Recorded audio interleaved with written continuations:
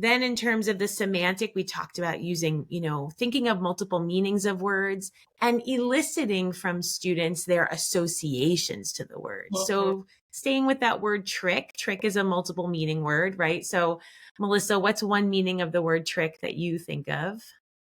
Like a magic trick? Like a magic trick. Or Lori, what's one meaning of the word trick that you think of? I was thinking like playing a game on someone, like a trick. Yeah, to maybe to fool them or something like that, right? Yes. Like to play it. So it's like a verb or a noun, right? And so I might start with you, Lori, and I might say, so tell me, is there a time when you've played a trick on someone? What was that like? How does that feel? Because what I'm doing is I'm activating your whole semantic neighborhood around the word trick. And I'm helping with the retrieval. So the more robust those activations, the better able you'll be, Lori, when you see that word trick in print to retrieve it. So that's Melissa, real quick, is this yeah. I think you all gave an example about the words lion and lime. Yes. And I was, yes. my mind was blown. Yes. I was like, yes. oh my gosh, this is so cool. Yeah. So I think that was a research study done by Pexman, but don't quote me on that. Let me double check the research. There was a really Hargraves. It's really old. It is old. Really old. It's like 2002.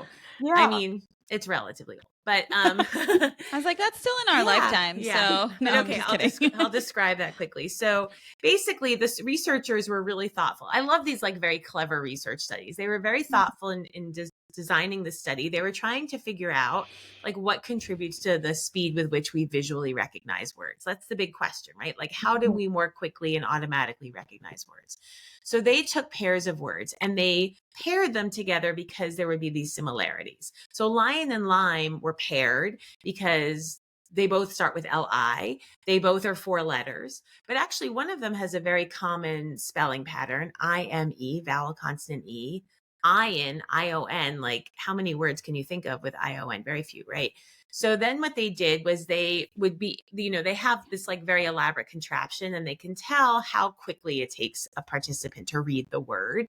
And then afterwards, for all of the pairs of words, they had them write down all of their associations for those words in like 60 seconds or something. They gave them a time limit. And what with the associations, just to kind of clarify for the listeners, like lime, fruit, green. Exactly. Okay. Yeah. Citrus, right? Yeah. Sure. Peel, tree. Yep. That sort of thing. Just want to clarify. Thank you. Yeah. So it turns out that lion has 3 times the number of associations compared to lime.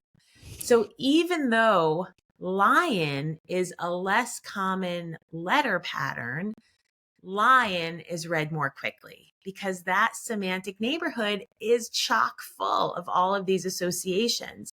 And so I think that really so well illustrates this idea that certainly, patterns, orthographic spelling patterns are a big piece of the puzzle, but it's not everything.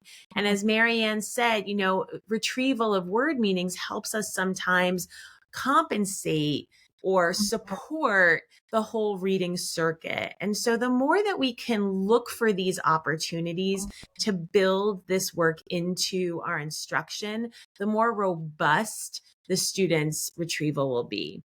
So